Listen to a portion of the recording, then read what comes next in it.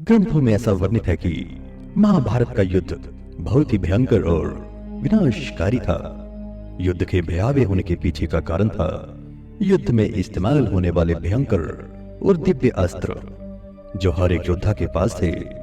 तो चलिए धनुर्धर अर्जुन के अस्त्रों के बारे में जानते हैं। पहला, ब्रह्मास्त्र। ब्रह्मास्त्र को बहुत ही विनाशकारी और सर्वश्रेष्ठ अस्त्र माना जाता है। ब्रह्मास्त्र के प्रयोग से न केवल शत्रु बल्कि संसार भर का विनाश संभव था। इसी कारण से इस अस्त्र के प्रयोग के लिए कड़े नियम थे, जिनमें एक यह भी था कि इसका इस्तेमाल तभी किया जाए जब योद्धा के पास कोई और विकल्प बचा ही ना हो। माना जाता है कि अर्जुन ने ब्रह्म तपस्या कर इस अस्त्र को ब्रह्मा से प्राप्त किया था। दूसरा अस्त्र है पशुपतास्त्र। पशुपतास्त्र भगवान शिव का अस्त्र माना जाता है। इसे भगवान शिव ने ही स्वयं अर्जुन से प्रसन्न होकर उन्हें दिया था।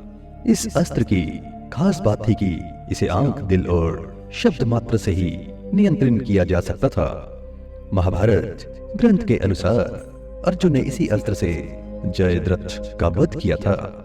अगला अस्त्र है ब्रह्मास्त्र। अर्जुन इंद्रदेव के पुत्र थे, इसी कारण से उन्हें न सिर्फ इंद्रदेव की शक्तियां प्राप्त थी बल्कि इंद्रदेव के कई दिव्य अस्त्र भी उन्हें मिले थे, जिनमें से ब्रह्मास्त्र सबसे घातक और शक्तिशाली अस्त्र माना जाता था, जिसका प्रतिरूप इंद्रदेव ने कर्ण को भी महाभारत युद्ध के दौरान उनके कवच और कुंडल के बदले प्रदान किया था।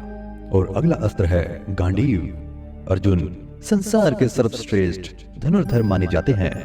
ऐसे में उनका मुख्य शस्त्र था उनका धनुष, जिसका नाम गांडीव था। माना जाता है कि अर्जुन का गांडीव उनकी सभी बातें सुनता व मानता था।